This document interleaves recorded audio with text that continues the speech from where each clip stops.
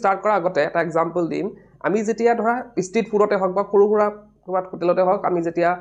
বিৰিয়ানী খাওঁ তাত হয়তো আমাৰ কিমান দাম লয় 80 to 90 rupees তেনেকুৱা পোৱা যায় ষ্ট্ৰীট ফুডত নেক্সট আমি যদি ৰেষ্টুৰেণ্টত খাওঁ সেই চেম বিৰিয়ানী আমাৰ কিমান হয় 300 to 400 rupees আমাৰ পৰা লয় হয়নে আমিও কিন্তু তাত কোনো কুৱেশ্যন মাৰ্ক নকৰোঁ যে ইয়াত কিয় 300 to 400 rupees কিয় ল'লে বস্তু চেম ইয়াৰ মেইন ৰিজনটো হৈছে যে আমাৰ প্ৰেজেণ্টেশ্যন আমাৰ ষ্ট্ৰীট ফুডত খালে যোনটো যেনেদৰে দিব আমি যদি ৰেষ্টুৰেণ্ট এখনত যাওঁ তাত কিন্তু ধুনীয়াকৈ সজাই দিব চেম বস্তু হ'ব পাৰে কিন্তু আমাৰ মাইণ্ডছেটটো অলপ বেলেগ ধৰণৰ থাকিব তেতিয়া ষ্ট্ৰীট ফুডৰ চেম বস্তু দিলে সেইখিনি খালোঁ হয়তো মই কমপ্লেইন কৰি থৈ আহিলোঁ যে দাদা নিমখ হোৱা নাই বা কিবা হোৱা নাই কম হৈছে এইটো কমপ্লেইন কৰি থৈ আহিলোঁ কিন্তু ৰেষ্টুৰেণ্টৰ চেম বস্তু তাত হয়তো কিবা কম হ'ব পাৰে কিন্তু আমি তাত গৈ পেলাই কমপ্লেইনো নকৰোঁ কাৰণ আমাৰ মাইণ্ডছেটটো কেনেকুৱা থাকে যে এই ইমান ধুনীয়াকৈ সজাই পৰাই দিছে খালোঁ এতিয়া আকৌ কমপ্লেইন কৰিম নে তেনেকুৱা এটা ভাৱ থাকে তো এই প্ৰেজেণ্টেশ্যনে গোটেই গেম চেঞ্জ কৰি দিয়ে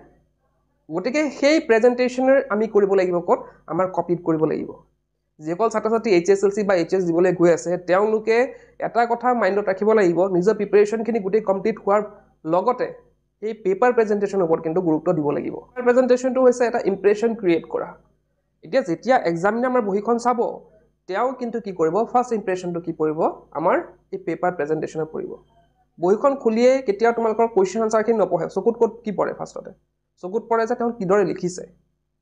লিখা মানে পেটাৰ্ণটো ঠিকে আছে নাই সেইটো চকুত পৰে প্ৰথমতে কুৱেশ্যন আনচাৰটো পিছত পঢ়িব কিন্তু চকুত ফাৰ্ষ্ট ইম্প্ৰেশ্যনে আমাৰ ক'ত পৰিব প্ৰেজেণ্টেশ্যনৰ ওপৰত গতিকে সেই প্ৰেজেণ্টেশ্যনটো যদি আমি ভালদৰে কৰিব পাৰোঁ তেতিয়াহ'লে আমাৰ ফুল মাৰ্কছ আৰু মই কেতিয়াবা কৈছোঁ কি কেতিয়াবা এনেদৰে মানে আমি ধুনীয়াকৈ লিখাৰ পিছত কেতিয়াবা এক্সামিনাৰে নম্বৰ কাটিবলৈ মন নাযায় তো তেতিয়া কি হয় হয়তো ক'ৰবাত 2 পাবলগীয়া আছিল তাত 1 এটা দি থ'লে তো তেনেকুৱা হ'ব পাৰে যে আমাৰ যোনটো কাৰেক্ট 0 পাব লাগিছিল তাত হয়তো আমি 1 এটা পাই গৈছোঁ তো তেনেদৰে কি হয় কিছুমান আনএক্সপেক্টেড আমি নম্বৰো পোৱা দেখা যায় আহিছোঁ মূল বিষয়লৈ যে আমি পেপাৰ প্ৰেজেণ্টেশ্যনটো কিদৰে কৰিম তেন্তে চাওঁ আহা তো প্ৰথমতে দেখাই দিওঁ তোমালোকৰ ক্লাছ 10ৰ এনচাৰ শ্বীটখন তো আনচাৰ শ্বীটত দেখিছা তোমালোকে ৰোল থাকে তো ইয়াৰ ধৰণৰ তোমালোকৰ কোনো মানে পেঞ্চিল দি কিবা ৰোল টানা তেনেকুৱা একো কৰিব নালাগে তোমালোকৰ তো ইয়াতে লিখোঁতে তোমালোকে এটা কথা ধ্যান দিবা তো ৰাইট ছাইডে বহুতে কি কৰে একে লিখি একদম শেষলৈকে লিখে তো শেষলৈকে লিখিব নালাগে মই ৰেড এটা মানে লাইন দি দিছোঁ তো অলপ এৰি পেলাই লিখিবা লাষ্টৰ একেবাৰে শেষলৈকে লিখিব নালাগে তোমালোকে তেনেকৈ মই ৰেড কালাৰ এনেকৈ দাগ এডাল দি দিছোঁ তো তেনেকৈ তোমালোকে ভাঁজ কৰি ল'ব পাৰা বহীখন মানে লাষ্টৰ ফালে অলপ ভাঁজ কৰি ল'ব পাৰা এতিয়া হায়াৰ ছেকেণ্ডেৰী বহীখন আমাৰতো কমপ্লিট হোৱাইট থাকে তাত কোনো ধৰণৰ আমাৰ মেট্ৰিকৰ নিচিনা নহয় গতিকে তোমালোকে পেঞ্চিল আৰু স্কেল লৈ যাবা পেঞ্চিল আৰু স্কেল লৈ যিহেতু 15 মিনিটছ আগতে আমাৰ বহীখন দিয়া হয় গতিকে আমাৰ হাতত যথেষ্ট সময় থাকে আমি কি কৰিব পাৰোঁ আমি যেনেকৈ মই ইয়াত দাগ দিছোঁ ব্লেক কালাৰ তো তোমালোকে তেনেকৈ 4টা বাউণ্ডেৰী মাৰি দিবা আৰু লিখাখিনি এই বাউণ্ডেৰীৰ ভিতৰতে কৰিবা বাহিৰত যাতে নাযায় তো প্ৰথমতে তোমালোকৰ যোনখন শ্বীট দিব মানে মেইন কপি তো সেই মেইন কপিত তোমালোকে এইখিনি স্কেল দি পেলাই বাউণ্ডেৰী মাৰি ল'বা আৰু পিছত যেতিয়া এডিশ্যনেল কপি ল'বা তেতিয়াতো সময় নাথাকিব তেতিয়া সেইখিনি নামাৰিলেও হ'ব আমাৰ মেইন মটিভটো হৈছে ফাৰ্ষ্ট ইম্প্ৰেশ্যন ক্ৰিয়েট কৰা গতিকে আমি যদি প্ৰথম আমাৰ মেইন কপিখনত তেনেকৈ আমি মানে মাৰ্জিন টানি লওঁ পেঞ্চিল দি পেলাই পেন দি নকৰিবা পেঞ্চিল দি কৰিবা তেতিয়া আমাৰ কি হ'ব লিখাখিনি আমাৰ ধুনীয়া হ'ব আৰু মই কৈছোঁৱে যে বাউণ্ডেৰী বাহিৰত নাযায় যাতে আখৰখিনি ইয়াৰ ভিতৰতে লিখিবা আৰু পিছৰ অৱস্থাত এডিশ্যনেল এইবিলাক কৰিব নালাগে এডিশ্যনেল যেনেকৈ দিছে বহীখন লাগিলে অকল ভাঁজ কৰি পেলাই তাতে লিখি যাব পাৰিবা আৰু যদি সময় পোৱা কৰিব পাৰা সেইটো মানা কৰা নাই কিন্তু মেক্সিমাম কি হয় লাষ্টৰ পিনে সময় কমি যায় গতিকে বহুতে কৰিব নোৱাৰে এতিয়া পেপাৰ প্ৰেজেণ্টেশ্যন আন এটা কথা হৈছে যে আমি কি পেন ইউজ কৰিম কি পেন মানে ব্লেক নে ব্লু পেন ইউজ কৰিম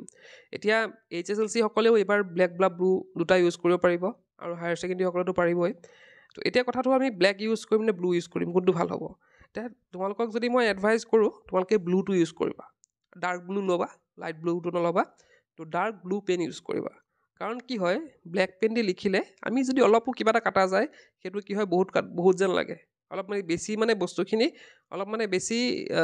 লেতেৰা লাগে বস্তুখিনি কিন্তু ব্লু পেন দি যদি সেইটো কাম কৰোঁ অলপ কমকৈ লাগে কাৰণ আমাৰ যোনটো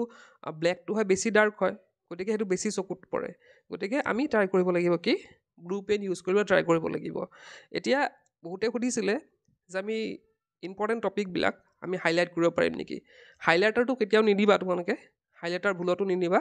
তোমালোকে হাইলাইট কৰিবলৈ যিকোনো টপিক হয়তো তোমালোকে পেঞ্চিল ইউজ কৰিব পাৰা বা তুমি যদি এতিয়া মই ক'লোঁ অলৰেডি যে তোমালোকে যদি ব্লু পেন দি লিখা তোমালোকে কি কৰিব পাৰা ব্লেক পেন দি তোমালোকে হাইলাইট কৰিব পাৰা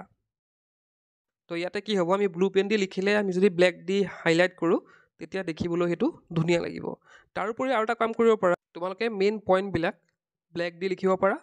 বাকীখিনি তোমালোকে ডেছক্ৰাইব যোনখিনি কৰিবা সেইখিনি ব্লু পেন দি কৰিব পাৰা তো সেইখিনি লং কুৱেশ্যনৰ ক্ষেত্ৰত আৰু হ'ব এইখিনি বস্তু তো চাই তোমালোকে স্ক্ৰীনত এনেধৰণে কৰিব পাৰা আৰু যদি বিচাৰা যে মই হাইলাইট নকৰোঁ ব্লু পেন দিয়ে কৰিম সেইটো কৰিব পাৰা সেইটো প্ৰব্লেম নাই কিন্তু সেইটো ইমান নাচায় কিন্তু কৰিলে মানে কি হয় ইম্প্ৰেশ্যনটো ভাল পৰে আৰু সেইটো বস্তু তোমালোকে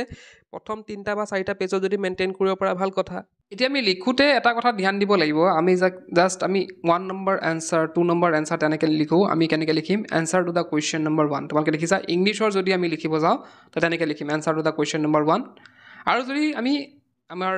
ধৰা মেথছ আছে তো মেথছৰ ক্ষেত্ৰত আমি লিখিম solution two the question number 1 তেনেকৈ লিখিম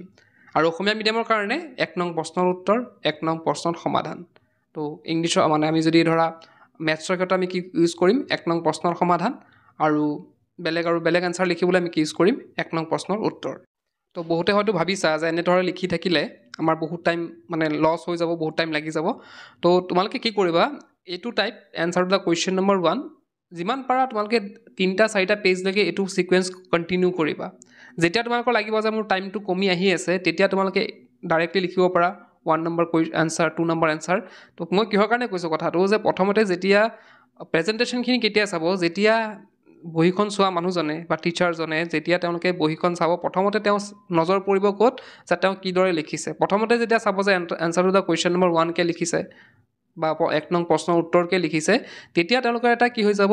যে তেওঁ এনেকৈ ধুনীয়াকৈ লিখিছে প্ৰেজেণ্টেশ্যন তেওঁ ধুনীয়া হৈছে বুলি তেওঁলোকে প্ৰথমে গম পাই যাব তো যিমান পাৰা এইখিনি তেনেকৈ লিখি যাব ট্ৰাই কৰিবা কিন্তু যদি লাগে তোমালোকৰ যে মোৰ নাই মানে টাইম কমি আহি আছে তেতিয়া তোমালোকে কি কৰিব পাৰা 1 নম্বৰ এনচাৰ 2 নম্বৰ এনচাৰ তেনেকৈ লিখিব পাৰা কিন্তু এটলিষ্ট ট্ৰাই কৰিবা 4-5টামান পেজত তোমালোকে ট্ৰাই কৰিবা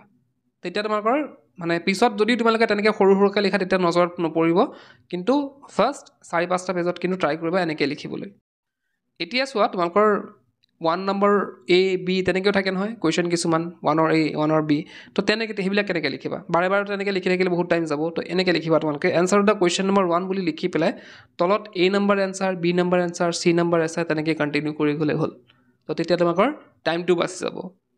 এতিয়া আমাৰ ট্ৰু ফল্ছৰ ক্ষেত্ৰত বহুতো ছাত্ৰ ছাত্ৰীয়ে কি কৰে ট্ৰু ফল্ছ তেনেকৈ লিখি আহি যায় কিন্তু আমি যদি প্ৰেজেণ্টেশ্যন ভাল কৰিব আছে আমি এনেদৰে লিখিব লাগিব এতিয়া ধৰা এটা ষ্টেটমেণ্ট আমাক দিছে Nelson Mandela was the first black president of south Africa তো সেইটো আমি কিদৰে লিখিম অকল ট্ৰু বুলি নিলিখোঁ আমি কি বুলি লিখিম দ্য ষ্টেটমেণ্ট ইজ ট্ৰু চেণ্টেঞ্চটো অলপ দীঘলীয়া হৈছে যদিও কিন্তু আমাৰ প্ৰেজেণ্টেশ্যনটো আমাৰ যেতিয়া ভাল হ'ব তেতিয়া আমাৰ ফুল মাৰ্কছ পিছৰখিনি এইখিনি আমি যদি ভালদৰে প্ৰেজেণ্টেশ্যন কৰোঁ পিছৰ আমি যদি বেয়াকৈ লিখা কুৱেশ্যন এটাত বা আনচাৰ এটাত সেইটোত আমাৰ নম্বৰ পোৱাত সহায় হ'ব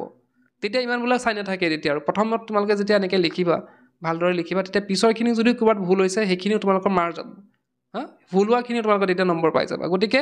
আমি যিমানখিনি জানো সিমানখিনি আমি ভালদৰে প্ৰেজেণ্ট কৰি যাম আমি প্ৰেজেণ্টেশ্যনটো আমাৰ ভাল ৰাখিম এতিয়া চাওঁ নেক্সট কি চাবা তোমালোকে এতিয়া ধৰা আৰু এটা আহিছে question in the quite rich তো ইয়াত চোৱা ৰেজৰ মিনিং সোধে ন তো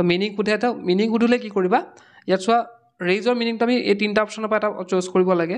কোনটো হয় তো আমি কি লিখিম যিকোনো কুৱেশ্যন যিকোনো মিনিং লিখিব হওক আমি কি লিখিম the meaning of the rage is violent anger meaning আমি বেলেগ ধৰণৰ আহিব পাৰে পেছেজতো কেতিয়াবা আহে ৰাইট দ্য মিনিং অফ কিবা এটা ৱৰ্ড দি দিলে তো মিনিং লিখোঁতে আমি ডাইৰেক্টলি এনেকৈ নিলিখোঁ আমি লিখিম যে the meaning of rage is violent anger তো কেতিয়াবা কি হয় ৰাইমিং ৱৰ্ডো অহা দেখা যায় ধৰা ৰাইমিং ৱৰ্ড এটা দিলে আমাৰ এইটো ৰাইমিং ৱৰ্ড কি হ'ব কিবা এটা দিলে আৰু তো ধৰা এটা গ' দিলে গ'ৰ ৰাইমিং ৱৰ্ড কি হ'ব তো এনচাৰটো আমি লিখিব পাৰোঁ দ্য ৰাইমিং ৱৰ্ড অফ গ' ইজ শ্ল' তো তেনেকৈ আমি এনচাৰটো লিখিব লাগিব ফুল চেণ্টেঞ্চত লিখিম ডাইৰেক্টলি এটা লিখি থৈ আহিলেও তেনেকুৱা নহ'ব তো ফুল চেণ্টেঞ্চ আমি লিখিবলৈ ট্ৰাই কৰিম কুৱেশ্যন এনচাৰ লিখোঁতে আৰু এটা কথা ধ্যান দিব লাগিব আমি এটা কুৱেশ্যনৰ পিছত ছেকেণ্ড কুৱেশ্যনটো লিখোঁতে এটা গেপ দিব লাগিব আৰু গেপ দিওঁতে মই দেখিছা ইয়াত দিছোঁ তো কুৱেশ্যন এনচাৰ শেষত এই দাগডাল দেখিছা তো এনেকুৱা এডাল দাগ এডাল দি দিবা যে এইটো ইণ্ডিকেট কৰিব যে মোৰ কুৱেশ্যনৰ আনচাৰটো ইয়াত শেষ হৈছে আৰু তাৰপিছত গেপ দিহে আৰু এটা লিখিবা